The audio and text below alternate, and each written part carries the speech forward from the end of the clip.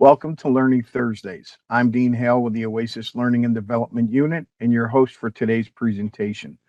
Today's presentation is titled A Problem Gambling Learning Collaborative, Integrating Problem Gambling Services, Why It Matters. And joining me today are presenters New York State OASAS Commissioner Chinazo Cunningham, Associate Commissioner, Division of Addiction Treatment and Recovery, Pat Lincor, Problem Gambling Bureau Coordinator, Rebecca Cooper, and Problem Gambling Addiction Program Specialist, Shauna Black. But first, a word about Learning Thursdays. Learning Thursdays are offered to behavioral health professionals as a free learning opportunity with the goal of improving the knowledge and skills of the New York State substance use disorder workforce as we strive to improve the lives of individuals needing prevention, treatment, recovery, and harm reduction services. A goal of Learning Thursdays is to support the professional development of the treatment, prevention, recovery, and harm reduction workforce. We do this by offering regular presentations that are relevant to today's substance use disorder treatment professional. As always, if there are any questions, comments, or suggestions, please feel free to contact us at the Learning Thursdays mailbox. You can use the same mailbox to express an interest in providing a future Learning Thursdays program. And now it's time to start the presentation and welcome our guests. Let me just say welcome and thank you all for attending our first Problem Gambling Learning Collaborative. So we're excited to launch this Learning Collaborative series, and the goal is really to increase awareness about potential harms that gambling can cause to individuals, families, and communities. And so we definitely know that problem gambling is often a hidden addiction. We know that it's often not appropriately screened or detected, and therefore it goes untreated. We know that gambling disorders can impact families, individuals, and loved ones, and then also cause potential harms, really including financial harms, emotional, social, occupational, and physical harms. So it's definitely an issue that needs to be elevated in terms of awareness and identification and treatment. We know from some of the data that we've collected, most recently in 2020, that among those who do gambling, that there's a 4.4% risk for developing a problem with gambling. And we also know that those people with substance use disorders have a higher risk for having a problem gambling than others. And so that's why really, having all of you in outpatient programs do screening for gambling is really a requirement by our regulations. And this is driven by science and by data, and it's really about putting that information into practice. Part of what I want to make sure is that we have accessible services for all of the addictions, including problem gambling. And so, one of the things that we're very proud of is also that now about a year ago that we received approval to be able to bill Medicaid for problem gambling alone. So not just those who have substance use disorders and problem gambling, but those who just have problem gambling alone we can now bill Medicaid for those services. So I think this is definitely a step in the right direction to really enhance our services for problem gambling. So I hope that some of you after today or after the series, the collaborative learning series, will consider adding a gambling designation to your operating certificate. And so in order to do that, there's information on our website, or you can contact the regional office.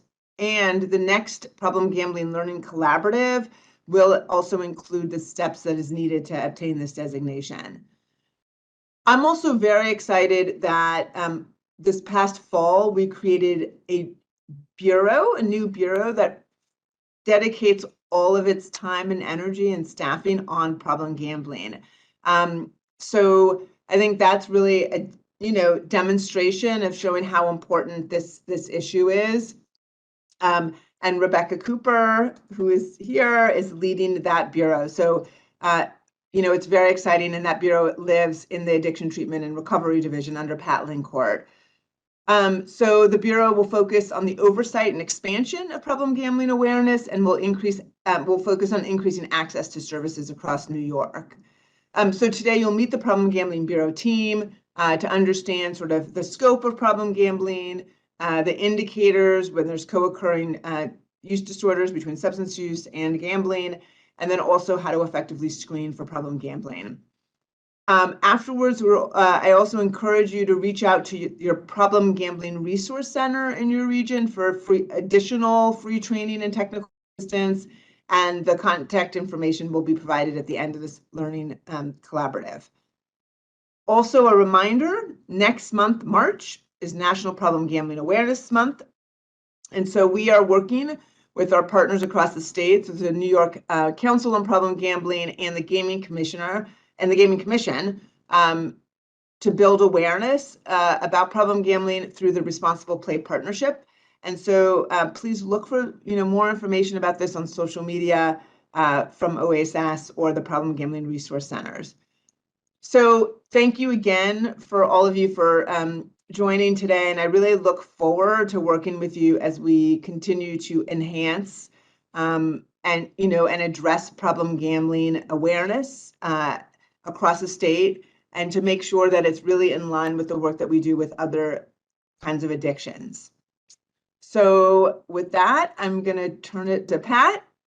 And again, just to say thank you. And we're excited about this really, elevation of problem gambling and really trying to expand incorporation of problem gambling in the work that we do. Thank you, Commissioner. Thank you very much for the concentration on this, and also for coming on today for the welcome. I'm Pat Lincourt. I'm the Associate Commissioner for Treatment and Recovery at OASAS, and really thrilled to be working with Rebecca and the team that she's built to redouble efforts on this focus on problem gambling with the Commissioner's leadership in this area. So I just want to welcome everybody. I'm very glad that we're meeting with the OASAS Certified System of Care to really look at how we're, two things. One, how we're screening everybody who comes for services to identify people who may have a co-occurring gambling disorder, but also to talk about treating people who have gambling issues that may or may not be identified in other settings, and reaching out to them, helping them be aware of what kind of services are available within the OASAS system. Rebecca will introduce her team, and we'll talk about the gambling designation. And with that gambling designation now, as the Commissioner mentioned, will come the ability to bill services to Medicaid for people with a gambling-only diagnosis. So welcome, everybody. Very pleased to be here. And I will turn this over to Rebecca, and she can introduce her team. And there's a short presentation, I think some opportunity for questions and answers. So thank you very much. Thanks, Pat, and thanks, Commissioner, both of you, for being on and for making this a priority. It's very exciting. As the Commissioner mentioned, the Bureau of Problem Gambling is in ATAR, and we have a team of 4 of us that are dedicated full-time to working on this issue and collaborating with all of you to increase awareness and access in the communities about problem gambling. So I'll start with having my staff in the Bureau. They're a great team. We've been together fully staffed since the beginning of January, so about a month, and we're off and running. And they're very talented, and they're a great group to work for, and everybody has some great things to bring to the table. So I will have them introduce themselves quickly, and then I'll do some quick housekeeping pieces. We'll talk about the agenda quickly, and then we'll turn it over to the actual presentation. So if my staff wants to introduce themselves, I'll start with Jen Farrell. Hi, everyone. My name is Jennifer Farrell, and I'm really looking forward to learning from all of you, as well as working with all of you in the days to come. So thanks for joining us today. So I'll move on to Shauna. Hi, everyone. I'm Shauna. I look forward to working with you and presenting today. Hi, everyone. Okay. Tracy Stickle. I'm in the Problem Gambling Division. I look forward to working with everyone. Thank you. So for the agenda today, it's really three different pieces. Why is it important that we're addressing problem gambling, within OASAS and within our communities? And then we're going to talk specifically about, for those of you that are treatment providers that are on, how do you specifically screen for problem gambling as required in the regulation? So we'll really walk through that process and give you additional resources and support on moving forward with that. And then we'll also talk a little bit about what support is available to you as providers. I know that the commissioner mentioned the problem gambling resource centers, and I see a lot of them are on the call today. I see Jim Maney's on and a lot of his staff and the problem gambling resource centers. And, they're really within the communities to provide the technical assistance to our provider system in learning about problem gambling, increasing the awareness, technical assistance, anything that you may need related to that. So we're excited to partner with them. And before we start the presentation, I just wanted to, sort of make mention on how rapidly things are changing in the gambling and problem gambling landscape, really, not only in New York, but across the country. And, probably about an hour before this presentation, we started this presentation. I don't know if anyone saw, but St. Bonaventure came out with their Sienna poll, and they just released that this morning, related to mobile sports. And, a couple of the high level statistics are that 1 in 5 Americans have an online sports betting account. And 15% of Americans know someone who has or has had a problem with online sports betting. So again, the landscape is changing rapidly. Mobile sports betting has certainly changed that landscape. And, as that just demonstrates, we have some information we'll talk about sports betting, but just an hour ago, there's more statistics and more research out there. So I just wanted to sort of start with that. So I'm going to turn it over to Shauna Black, and she's going to walk us through the presentation, and we look forward to providing you the information. Our hope is that you will leave this presentation with better knowledge about problem gambling, a curiosity about it, and certainly bring it back to your team and your provider system to think about being able to provide that service within your communities. So I'll turn it over to Shauna. Thank you. All right. Thank you, Rebecca. And thank you to our commissioner, Dr. Cunningham, for, just starting us off. And from her introduction, you should have been thinking, because of this wonderful slide in front of us, about the different types of gambling opportunities in New York State. All right. And so I'm sure mentally all of you had these answers already. And so we have the lottery, as was stated. There is bingo, raffles, games of skill. That's often referring to things like poker. Sports wagering, we're aware. Internet gambling, that varies. I recall there was an article during 2020 about people betting on a wheel on Facebook. So, internet betting can take many forms. Dice and card games, that could also be culturally specific. And video lottery, which we're going to get to. Okay, thank you for posting that. Lotto, bingo, casinos, online betting. All right, so let's get into what exactly is gambling. So that brings us here to the definition of gambling, where we say gambling is the risking something of value for the chance of a reward. All right, and I do want to emphasize here that the definition does not include money per se. So we're not saying that it's risking money for the chance of a reward. We're saying risking something of value. And that's really important to note because the value sometimes is determined by our society That's why a lot of times people have the idea of money as being this thing of value that is always being risked, but also you have to consider what is valuable to that person. Right. So we know of famous basketball players like Charles Barkley or Michael Jordan in the documentary that was produced, I think, a year or two ago. He spoke about his gambling habits. So when you think about those two people, you're thinking about their expenditure of large sums of money, right?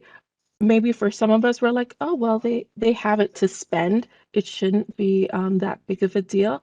However, we don't want to put the emphasis on the amount that is being spent. We want to put the emphasis that it has a value, right? So Charles Barkley or Michael Jordan engaging in a gambling activity is no different from someone who is spending maybe $20 of their $250 budget, right? They're on a limited budget, like some older people or maybe someone who may be unemployed or whatever their circumstances are, they're spending $20, which maybe if we're compared to Michael Jordan, we're like, oh, that's only 0.005%, but it is still of value to that person, right? And it still has worth. So let's not think about gambling just in terms of money, but in terms of what is the value placed on the object that is being risked in this situation.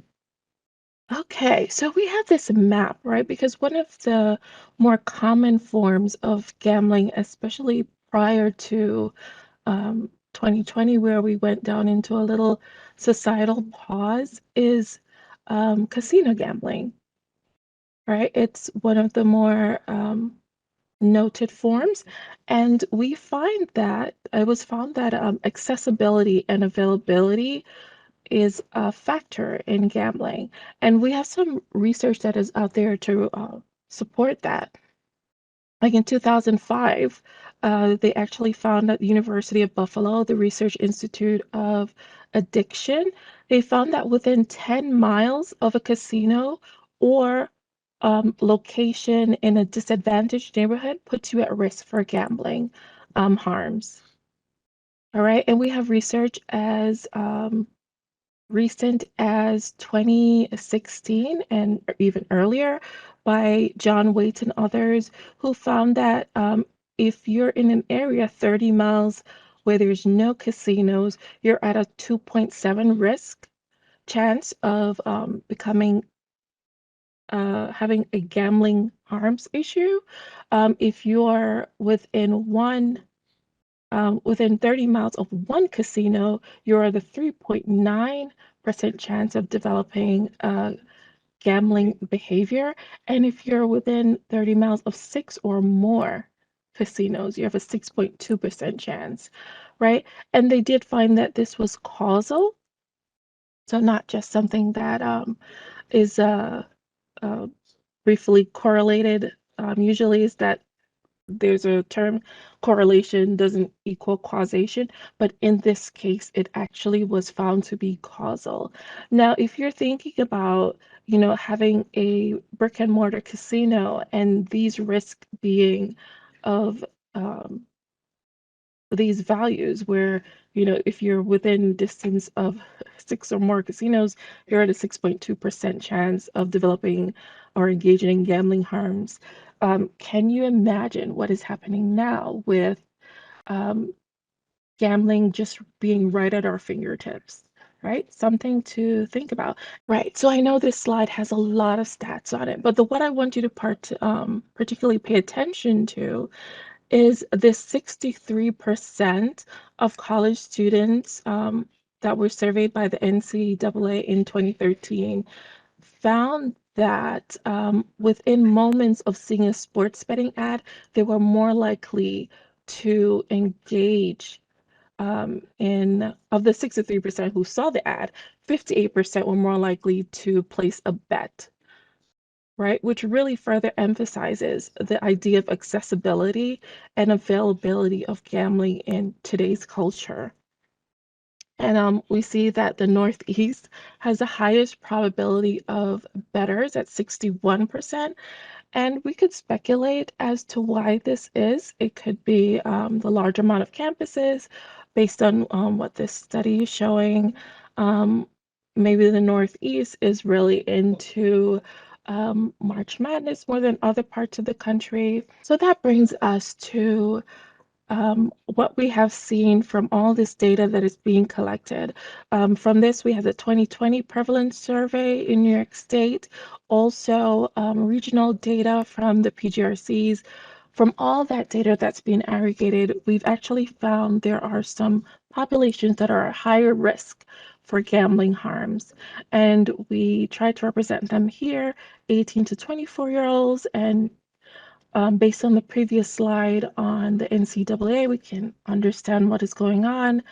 Those who are with high school diplomas or less, so where financial resources may be a factor, as well as those with incomes below 30%, 30,000, sorry. They're also perhaps thinking of gambling in terms of an income instead of as just a risk or just playing for fun, but also in terms of a secondary income. We have Black men. There's probably some psychosocial reasons for that as well, and for those who have substance use who may be looking to replace. Okay, so some additional high risk groups includes veterans, AAPIs, that's Asian American Pacific Islanders, populations, BIPOC, Black Indigenous people of color, and older adults who may be engaging in forms of gambling for a varied number of reasons, whether it is for secondary incomes, as escape mechanisms, or in order to socialize, they may initially engage in this behavior and then become a little bit more prey to it. We can think of gambling as occurring on a spectrum, right? So we have, of course, on the left, I'm sorry, I just saw a question here. Who is considered older adults, 55 plus, retired folks? Yeah, so older adults usually is a 60 plus age group. And yes, they're usually retired. No problem. Okay, so we have this behavioral spectrum where we see that non-gamblers on the left, and with each person who gambles, they may affect 5 other people. So you have someone who think it's a great idea to go to the casino and, spend an evening together in socialization and friendship. We have that person who may start off as a non-gambler. They may go and win once and decide that, okay, that's enough. They're not going back. However, we may have someone who engage in that behavior once, decide that, oh, it's not so bad, I will do it again, no problem. But they decide after maybe losing that I am going to try this again in order to get my money back, right? So at that point, they may become at risk for further gambling harms. And we may be wondering, where is the cutoff? Because anyone can gamble, and a lot of people can walk away. The majority of the population does not engage in further gambling harms. But we're going to look at this line here, and that line is where you can consider it where it becomes clinically significant, where the gambling behavior is now causing problems in this person's life, where they may at one point been at risk. Either they go with a friend or they're of a population that may be receiving messages about gambling, whether it's a family norm or cultural norm that may put them at risk. But here they've engaged in the behavior and they have now started to exhibit a few indicators that would put them at risk for gambling disorders. And we're going to see what those are later on.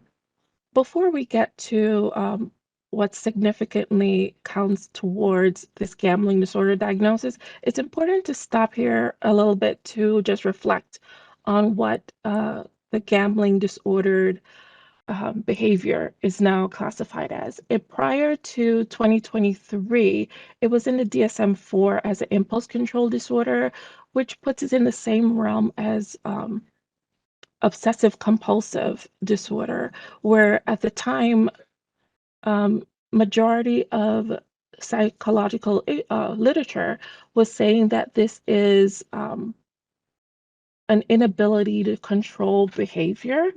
And for that, it actually led to a bit of stigmatizing as well, because it led to the idea of pathological gambling, or the idea of a pathological gambler where the person just can't help themselves, right? So, for families with persons in their lives who gamble, it's just like, why can't you stop, right? It was seen as you're having an impulse issue. After 2020, 2013, when the DSM-5 TR came out, it reclassified gambling as a substance-related disorder, right? Which is quite new and novel because it's of the few disorders where nothing is being ingested, right? And there was a change in language, persistent and problematic gambling behavior leading to significant distress. The instruments that were used now allows for medical billing in New York State, which is awesome, which allows for those who were impacted to be treated for gambling disorder as a primary diagnosis. Awesome. So what do we mean by clinical impairment or distress? Like, why is gambling in the DSM-5 TR, and what is written there?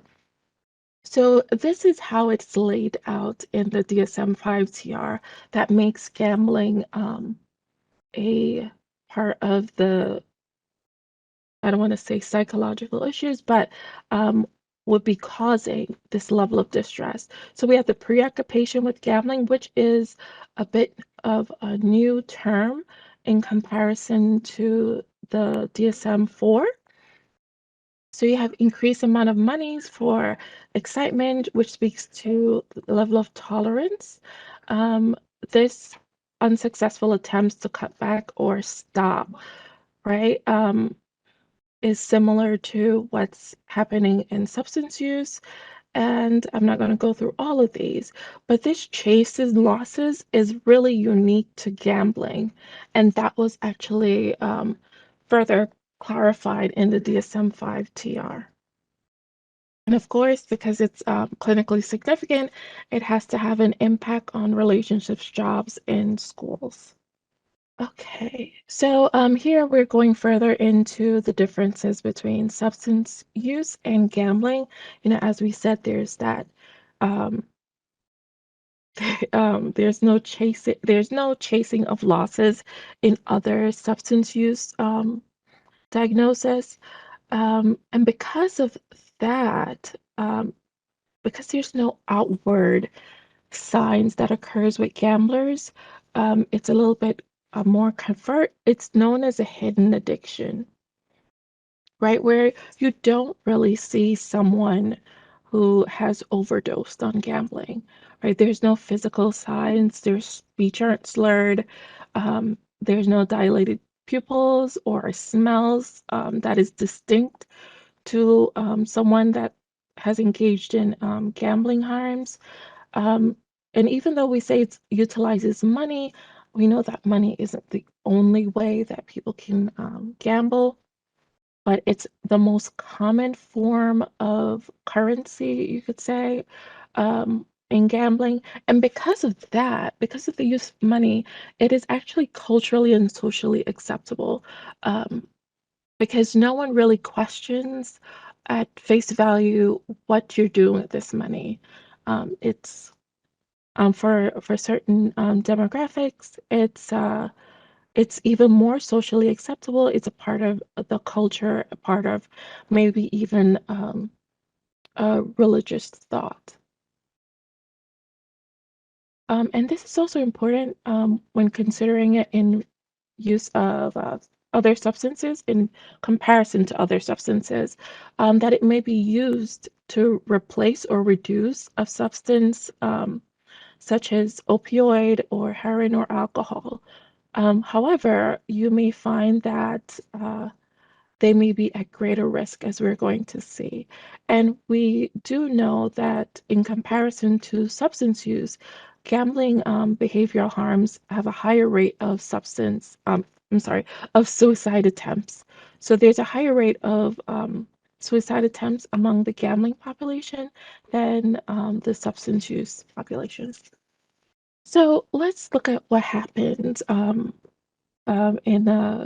someone who gambles or engages in gambling behavior, what's going on in their cognitive spaces. So there's this illusion of control when it comes to gambling that gamblers, in interacting with them when I was at the PGRC, they can be quite superstitious. And that is something that I've heard from the clinicians who provide care for them as well. And so here are three terms that as providers you should be aware of. So we have the gambling fallacy, which is the belief that just because something has happened before, there's a great chance that it's more likely to happen again. And we see this with it's like slot machines, to put it in perspective, that this is a lucky slot machine, and maybe more people gravitate to that machine to others because there was a winner there before. And we see it also in the lottery with the delis. They may get more customers because someone in the community had won there previously, right? So because there's a likelihood of there was a previous incident of a win there. Now we are saying just because there was a win there, we are likely to win again, right? And so then we have the near miss phenomenon that this loss, especially in terms of an unsuccessful attempt, that because I have lost, I'm also one step closer to winning, right? So it's almost like the odds of losing or decreasing with each time I engage and my attempt is unsuccessful. And we see this a lot with horse betting and with sports or fantasy football. So it fuels the idea that there should be a continuous play because we are one step closer due to this unsuccessful outcome and actually successfully winning. All right, so we have this inaccurate loss recall where the person may not remember how much money was spent, or they may be making decision based on a false sense of this expenditure. And we'll talk about strategies to mitigate for some of these later on in the presentation. All right, so we're going to get into the area of harm reduction strategies, right?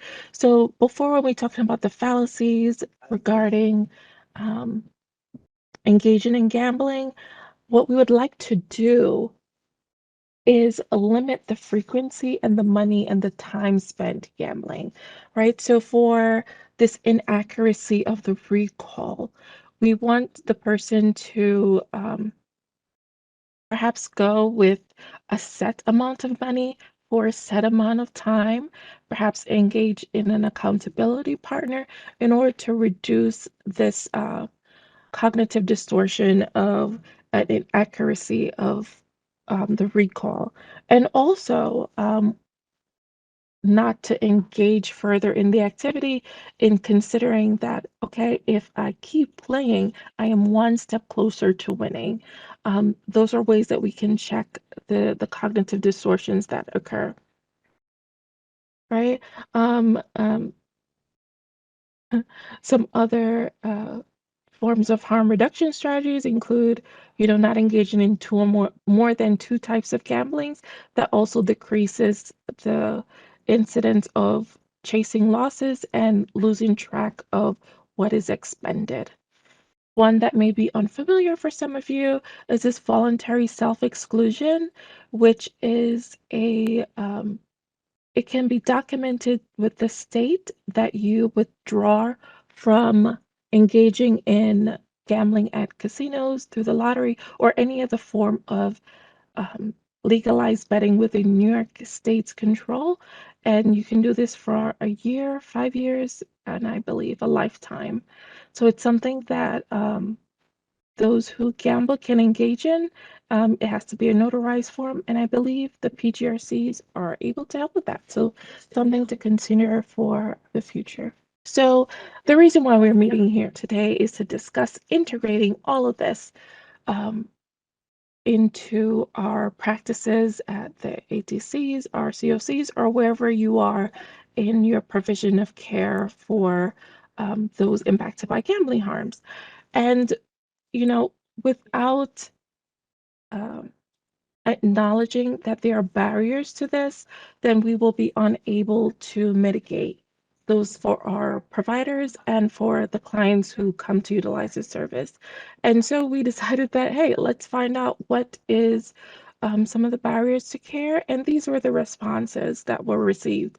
The lack of awareness about problem gambling, hence why we're in this training, lack of educational resources, the need for policies, the assumption that those with substance use disorders do not engage in this behavior or may engage in the future in gambling.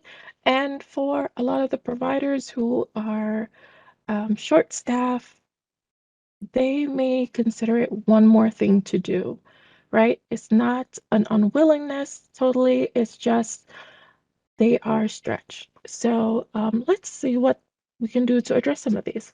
All right, so here's some of the motivators, right? Because we all want to do a great job to serve our community, and sometimes we need it to be ever present in our minds that we are doing a good job and that we are caring and compassionate individuals.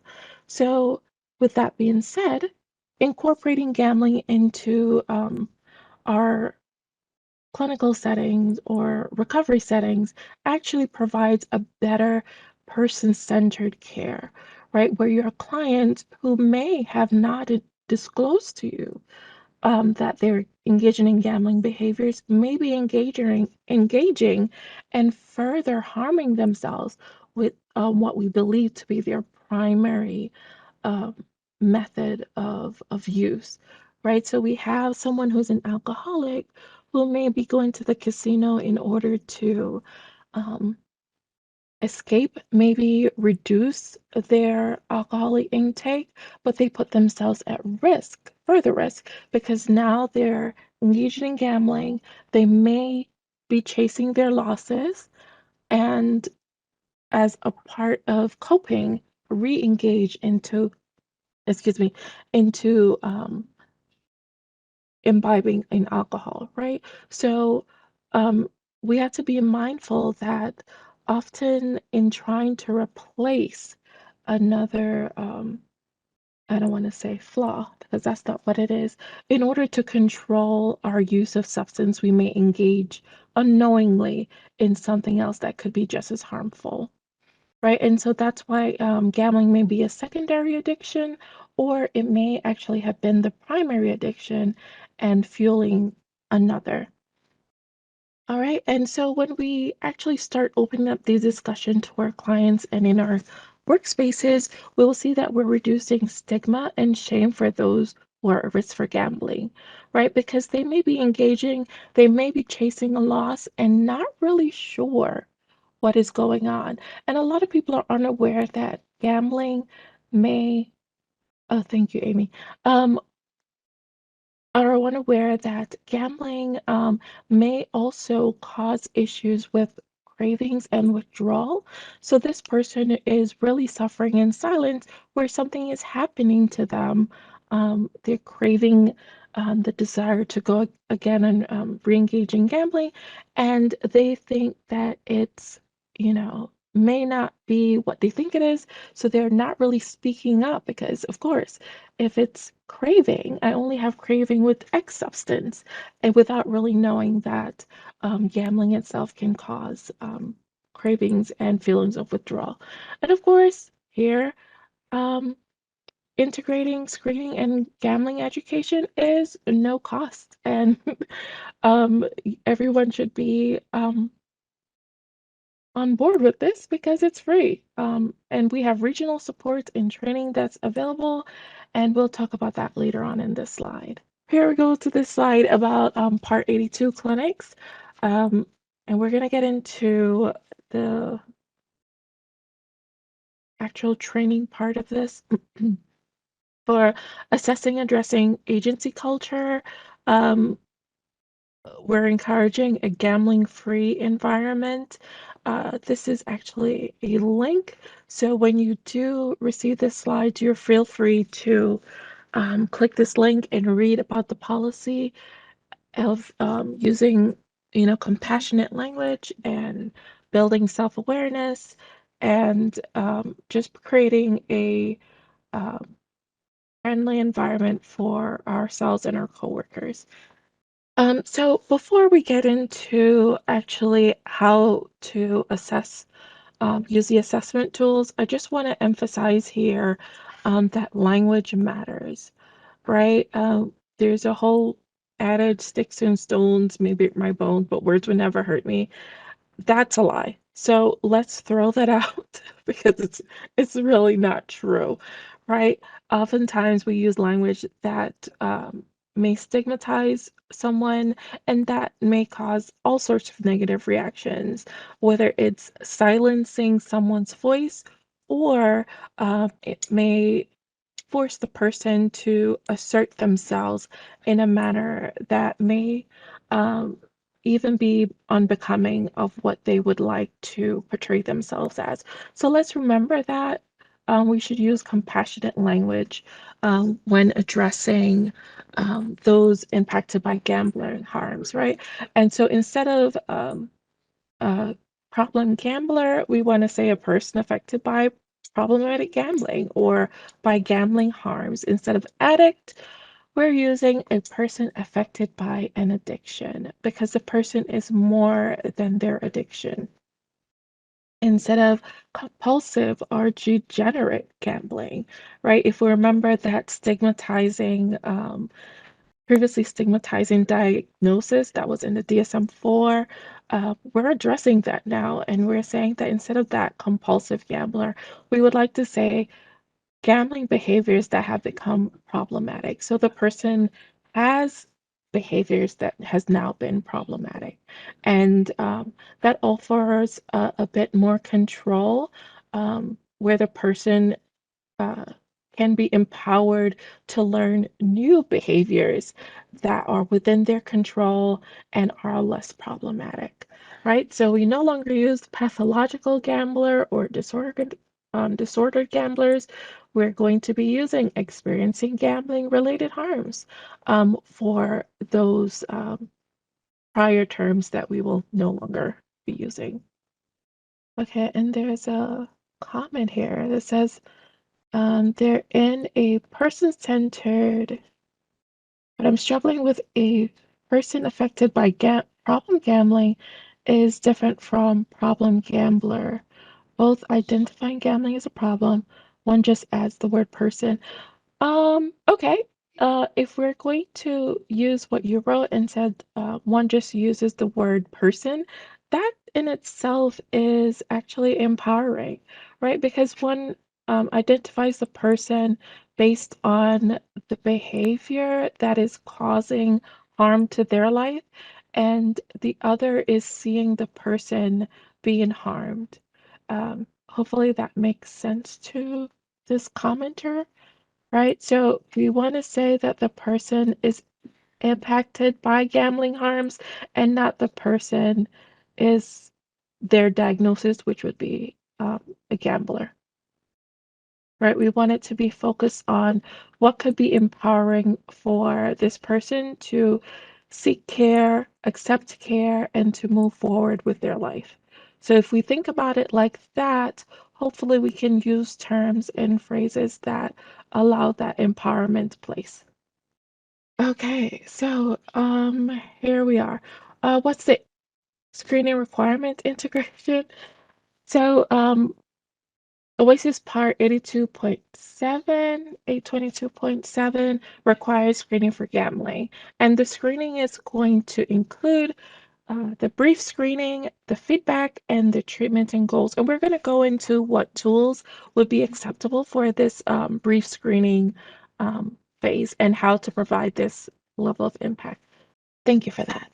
All right, so as with other forms of addressing behaviors, we want to raise the issue, normalize the conversation, and ask permission to provide care. And all of these would make it a person-centered. Perhaps the person is not ready to engage in this discussion, and we should allow them to, you know, get a moment to think about what they're going to be addressing, and we just provide education and allow that space for them to engage later on.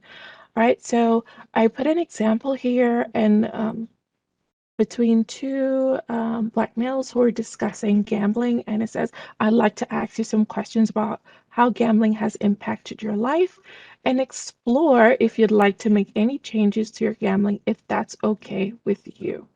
We ask everyone these questions to make sure we are providing the best care based on your needs, right? Because we identified that one of the issues with integration was the worker may not know how to address gambling among the clients, and we want to emphasize it as a best practice, best care.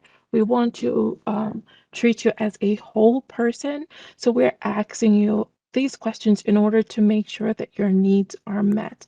Also, it's important to note here that you're asking the person how gambling impacts their life and if they want to make any changes, because we know that among some cultural groups that gambling is a part of a cultural perspective, that it may provide the purpose of not just enjoyment but also as a secondary income. So you may be if you go in with the road with the idea that the person is doing something wrong, you may end up stigmatizing something that could be providing food on the table or extra resources for them and their family. And that's not what we want to do, right? So um, explore with the client how gambling is impacting their life and if they're comfortable with changing.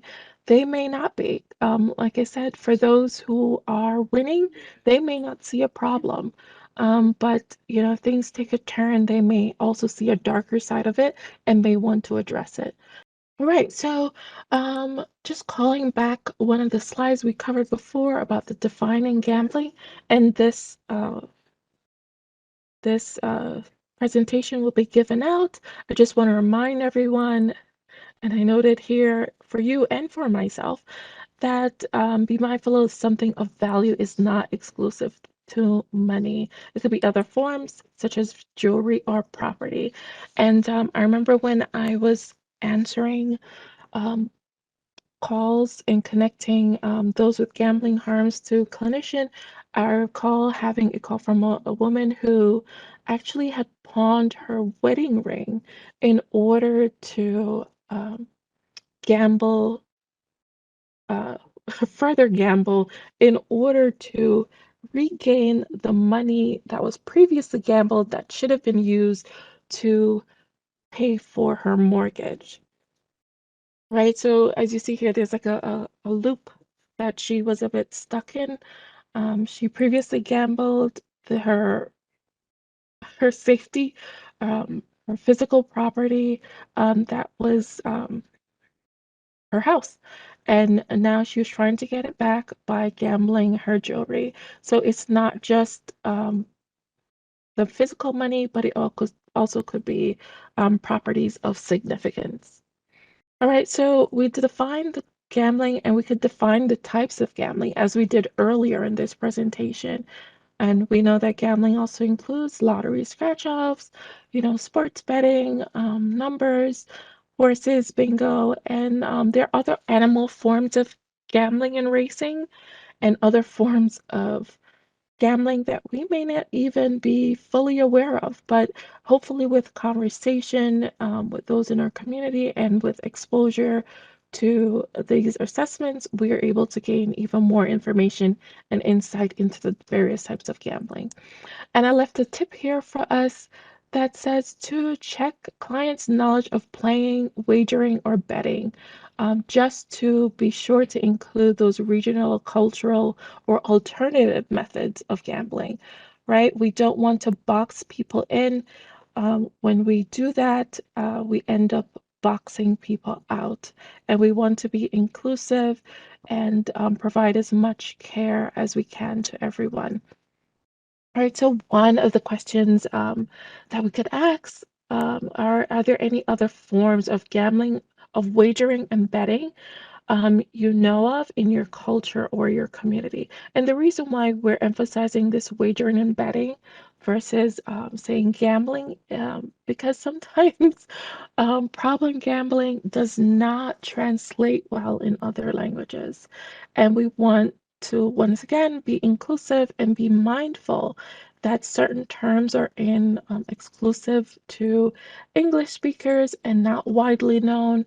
And so saying, betting, usually betting is used in other languages as well, or in maybe other words for it, but the activity is the same. So in saying betting or playing or wagering, we open up the conversation more so we can gain information and be able to provide appropriate treatment. All right, so here we are with our screening tools because, of course, how are you going to do this? And we're going to review 3 tools here.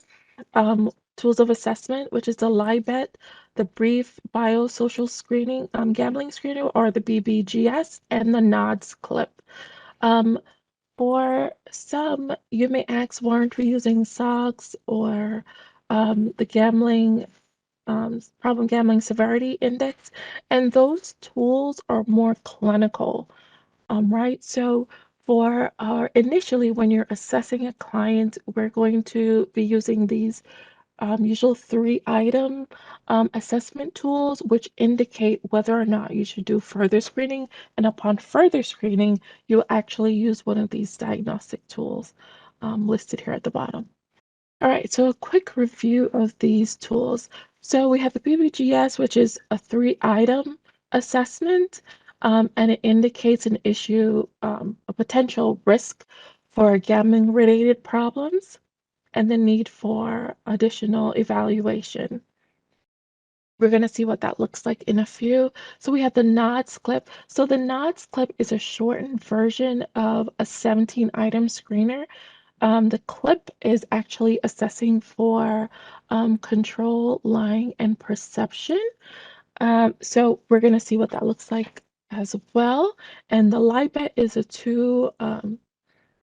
2-item questionnaire, and it actually has been proven to differentiate between what is pathological gambling versus what is a non-problem gambling. And this relies really heavily on the DSM-4, but it's still shown to have efficacy. All right, so here we have the PBGS, and this is what it would look like. So it's asking the client to reflect on a 12-month period. So hopefully they are good historians and will be able to tell you if they've exhibited any feelings of restlessness, irritability, or anxiousness. And it requires them to answer in yes or no format when inquiring about this 12-month period. So it asks them if they have restlessness and irritability. It asks them if they have hidden their habits from their family or loved ones. And it also inquires about their financial about the financial impact of their gambling, right? And if they answer yes to any of these questions, you can consider them at risk for developing a gambling habit problem, and you should do further screening. All right, so this is a review of the NODS clip, which is the National Opinion Research Center Diagnostic Screening for gambling problems, and this assesses for the control, lie, and preoccupation part of the gambling diagnosis. Right, so control, lie, and preoccupation. Have you ever tried to stop or cut back? That's about their ability to control their own gambling. If the person is saying, yes, I've tried to, do this, you can assess further to find out if they were successful. Have you lied? So the lying, I believe, is unique to gamblers, and if they're lying, they may be more engaged in gambling than what is initially presented, right? And it asks if about their preoccupation, where they are thinking about gambling or returning to engage in the behavior or replaying a favorable or unfavorable time during gambling. And once again, if they mention yes to any of these, please continue to do further screening. All right, so we have the lie bet, which is just a 2-question assessment tool. Have you ever lied to the people about how important people about how you gambled? Yes or no? And have you felt the need to bet more and more money? Also a yes or no question. And this actually initially was designed to separate those who were at the time considered pathological gamblers from those who do not gamble. That's because lying is a bit unique to the gambling diagnosis, this form of deception. All right, so assuming that the client has answered yes to any one of the questions that we reviewed, you would like to go and provide feedback. Perhaps the person is unaware of their own gambling habits, and you are the first person who is going to say, hey, it seems that there is something going on here. How about we take a look at this, right? And a tool that is already in your wheelhouse is this motivational interviewing, where you're going to be assessing for their level of um, risk and engagement in the activity, but also their willingness to address what is going on with them and build their level of empowerment as you do so. Right? So we want to inquire about why they're gambling, why the lie, or why they have returned to try and what I call chase a loss, right? And you want to link those gambling patterns with the consequences of that behavior. Because as we mentioned before, that there is a falsity there with regards to recalling the amount of money spent. So you may have someone who because of that cognitive distortion, may not have realized that they have spent $100 in order to get 20 back, right? They lost 20 initially, but have since spent $100 trying to regain that 20. And sometimes we need to actually bring it up so that it's present and that they can then work on examining and undoing those distortions that they have. All right, and so here we are continuing the feedback for a positive score. You want to ask the client how they're feeling about what's going on. Like I said, they may be unaware of these distortions that they may now be experiencing. Maybe it's been some time since they have been able to um, catch themselves, so to speak, where they are engaging in the behavior and they're not seeing the harms. They may explain it away. At least I'm not using alcohol, or at least I'm not doing X. And so they have formed a bit of a defense mechanism there. And, you know, hopefully you have that relationship with the client established, and they will be honest with you about how they're feeling about the moment. They may not realize that it may be causing harm. Right, so just for a sample dialogue, this is, how do you feel about that? Does that fit in with how you may have been feeling about gambling recently? They may be on the up, so to speak, so they may not have those negative feelings currently, and exploring what place they are in at that time would be helpful to that redirection and that addressing. Um, you should then go on to discuss the pros and cons. Like I said, for some, it may not be an escape tool or just for fun. It could be out of a basic need. They may need money. They may need companionship because maybe the children have gone, or they've worked hard their life and now they want to engage in some fun, so to speak, but that engagement may also put them at risk. And so discussing what those pros and cons is that's specific to them is helpful for them to develop that awareness. And 5, where it says listen carefully for discrepancies between the client's gambling behavior and their values or goals. And this is very important to do because clients may be, at times we may be a bit dealing with clients who are very structured in their life, or may engage in certain religious groups, religious thoughts, or just have values and goals for themselves. They may want to save towards a house. You know, that's a really big one these days. But part of their saving plan is to engage in gambling, where it may be difficult to keep track of money. It may be difficult to break away from chasing that loss. And so they're working counterproductive to their own goals. And they may not see that, right? Because they're thinking, oh, I could just win once. I'm going to get a $3,000.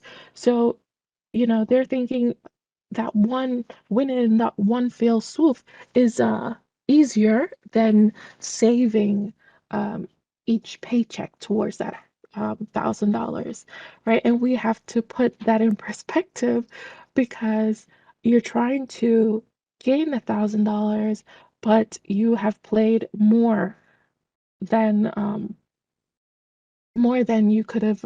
If you'd saved what you played, you would probably be in a better position. So we have to look for that change talk, where what they would like to do differs from what they are actually doing to their life. All right, so you want to discuss with the client their readiness for next steps, because everyone may not be in that spot as yet. We hope that clients would want to engage in addressing behaviors that may cause problems to their life, but everyone isn't there. And so we want to assess them for that readiness. Also, you will know if where to proceed, especially with question number 8. So for 6, you could ask, after everything we've discussed, I wonder what you may think of gambling at this point.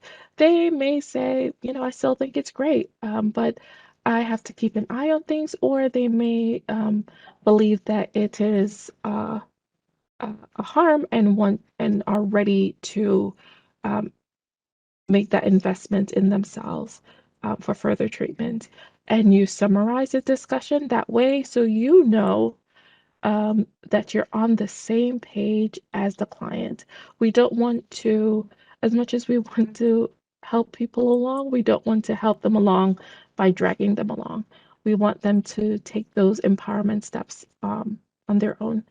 So discussion tip 8, discuss with the client next steps for referral for further evaluation. Like I said before, the tools that we're emphasizing for use here, LIBET, PBGS, and NODS CLIP, they're for quick assessments, and the client will need to be referred for further evaluation for a better understanding of their gambling and to assess what the coping skills they may need to provide for harm reduction techniques.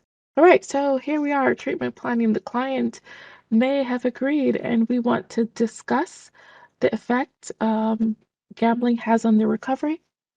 This is for especially those with substance use issues.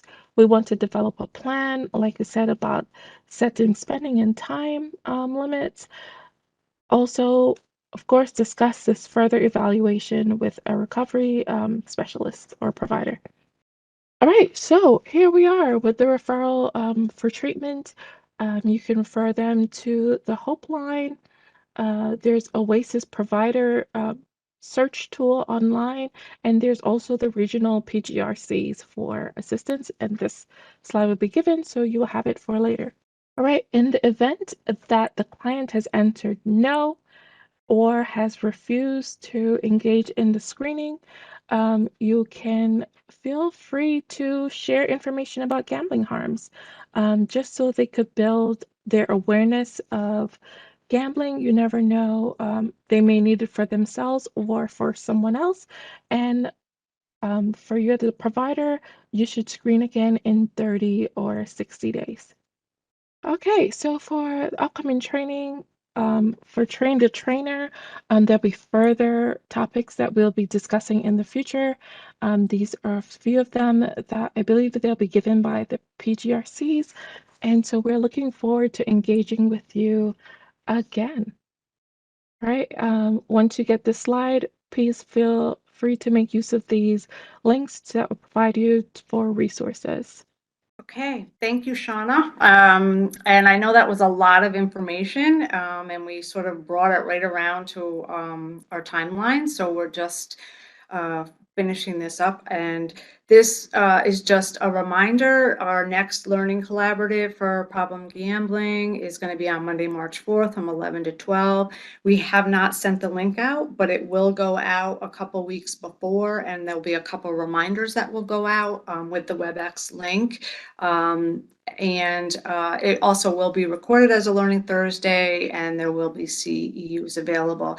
And in this learning collaboration, we'll talk about as an outpatient program, if you are interested in obtaining a gambling designation on your operating certificate to actually be able to admit and treat those that are affected by problem gambling, we'll walk through what that process will look like. So I think that wraps us up.